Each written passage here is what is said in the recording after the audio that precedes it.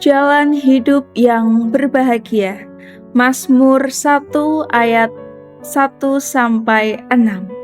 Selamat pagi saudara yang diberkati oleh Tuhan. Kiranya damai sejahtera dari Allah Bapa ada dalam setiap hati kita. Mari kita merenungkan satu bagian firman Tuhan dari Mazmur pasal yang pertama. Saudara, dalam kehidupan ini ada berbagai macam pilihan yang harus kita ambil. Dan di setiap pilihan itu pasti ada konsekuensinya. Nah, pagi hari ini kita diajak pemazmur untuk memilih kehidupan sejati yang memberikan jalan hidup yang berbahagia. Ayat yang pertama berkata demikian: Berbahagialah orang yang tidak berjalan menurut nasihat orang fasik, yang tidak berdiri di jalan orang berdosa, dan yang tidak duduk dalam perkumpulan pencemooh. Sungguh menggambarkan kebahagiaan atau keberuntungan sejati. Perhatikan ada 3 kata kerja dalam ayat yang pertama, yaitu berjalan, berdiri, dan duduk. Ini menunjukkan sebuah proses yang bertahap. Awalnya mungkin hanya berjalan atau kita terpengaruh sedikit. Lalu kita mulai berdiri atau menetap dalam kebiasaan dosa. Dan puncaknya adalah duduk atau kita merasa nyaman dan bahkan ikut mencemooh hal-hal yang benar, hal-hal yang kudus. Nah, saudara yang dikasihi oleh Tuhan, kebahagiaan sejati dimulai dengan penolakan aktif terhadap setiap pengaruh negatif yang ada di sekitar kita, yang datang menghampiri kita. Karena hidup yang benar adalah sebuah pilihan harian yang harus kita ambil untuk tidak mengambil jalan pintas yang ditawarkan oleh dunia yang fasik untuk kita berada di dalam lingkarannya. Lalu apa penggantinya? Ayat yang kedua memberikan jawabannya sebagai sumber kekuatan bagi kita. Demikian firman Tuhan. Tetapi yang kesukaannya ialah Taurat Tuhan, dan yang merenungkan Taurat itu siang dan malam.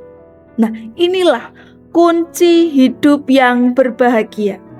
Bukan hanya menjauhi kejahatan, tetapi menggantikannya dengan sukacita dan perenungan akan firman Tuhan.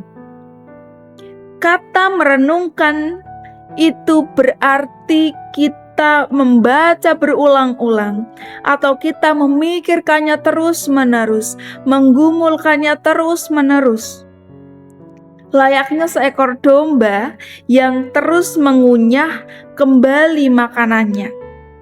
Nah, firman Tuhan itu harus menjadi kesukaan bagi setiap kita, orang-orang percaya. Bukan hanya sekedar kewajiban untuk kita membaca saja, tetapi juga harus menjadi sebuah kesukaan dalam kehidupan kita. Kita harus benar-benar melakukan firman Tuhan itu dalam kehidupan kita. Nah, ketika kita sungguh-sungguh mencintai firman Tuhan, kita mencintai firman-Nya, firman itu akan menjadi kompas dan juga peta yang menuntun dan mengarahkan setiap langkah kehidupan kita, baik siang maupun malam, di segala kondisi dan di segala situasi kehidupan kita. Firman Tuhan akan menjadi peta dan pengarah kemana kita harus melangkah. Pertanyaannya, apa hasilnya ketika kita mau merenungkan firman itu siang dan malam? Ayat ketiga memberikan metafora yang indah tentang hasil dari ketaatan kita merenungkan firman itu. Ia seperti pohon yang ditanam di tepi aliran air, yang menghasilkan buahnya pada musimnya dan tidak layu daunnya. Apa yang diperbuatnya berhasil. Inilah orang-orang yang merenungkan firman itu diibaratkan seperti sebuah pohon yang akarnya begitu kuat dan yang ditanam di tepi sumber air. Pohon itu tidak akan kering ketika musim kemarau itu datang. Ia akan tumbuh, dia akan berbuah pada waktunya, dan tentu daunnya tidak akan layu. Demikian dalam kehidupan kita, ketika kita menjadikan firman itu sebagai kesukaan, kita melakukannya dengan sungguh-sungguh, firman itu akan berakar dalam setiap kehidupan kita. Dan ketika kita mengalami masa sulit, kita tidak akan menjadi kering, tapi kita akan terus bertumbuh oleh karena firman Tuhan itu ada di dalam setiap kehidupan kita. Karena kesuksesan sejati itu diukur dari kedalaman akar kita dalam firman Tuhan, bukan dari ketinggian dahan itu atau kekayaan material yang kita miliki. Meskipun seringkali manusia melihat bahwa kesuksesan itu dilihat dari seberapa banyak materi yang kita miliki. Nah, firman Tuhan pada pagi hari ini memperlihatkan bahwa keberhasilan yang Tuhan janjikan adalah keberhasilan rohani yang kokoh, yang tetap bertahan, melampaui perubahan musim kehidupan yang senantiasa datang dalam kehidupan kita. Dan dalam bagian yang terakhir, Mazmur ini ditutup dengan kontras yang begitu nyata, begitu jelas, bahwa orang fasik digambarkan seperti sekam yang ditiup angin. Ayat yang keempat. Artinya apa? Dia ringan, tidak berharga dan mudah hilang, mudah diterpa angin.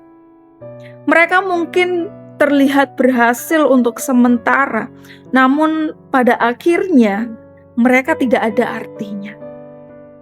Ayat yang kelima dikatakan, sebab itu orang fasik tidak akan tahan dalam penghakiman, begitu pula orang berdosa dalam perkumpulan orang benar. Sebab Tuhan mengenal jalan orang benar, tetapi jalan orang fasik menuju kebinasaan. Nah, saudara yang terkasih dalam Tuhan, Mazmur 1 memaksa kita, menginginkan kita untuk memilih. Apakah kita memilih jalan yang mengarah pada kebahagiaan yang kokoh, seperti pohon yang subur yang tertanam di tepi aliran air, dengan firman Tuhan yang sebagai sumber air kehidupan kita? Atau apakah kita memilih jalan yang mengarah pada kebinasaan yang sia-sia, seperti layaknya sekam yang tertiup angin? Maka dari itu mari kita jadikan hari ini sebagai hari untuk kita memperdalam akar iman kita dalam perenungan firman Tuhan. Jadikanlah merenungkan Taurat Tuhan itu sebagai kesukaan kita siang dan malam. Hanya dengan demikian kita dapat berdiri teguh menghadapi setiap musim kehidupan dan kita akan mengalami kebahagiaan sejati yang Tuhan janjikan. Amin. Semangat berjuang untuk hari ini, untuk tetap berada pada jalan kebenaran, merenungkan firman Tuhan itu siang dan malam dan melakukan dalam setiap kehidupan kita. Semangat berkarya, kiranya Roh Kudus memampukan setiap kita.